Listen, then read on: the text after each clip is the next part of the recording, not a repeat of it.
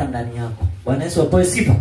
Na huyu tajiri akawa anataka kusafiri. Bwana Yesu apewe sifa.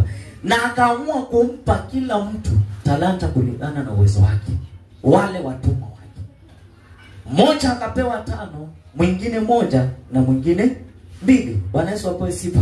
Vivyo hivyo sisi tumepewa talanta mbalimbali. Bwana Yesu apewe sifa.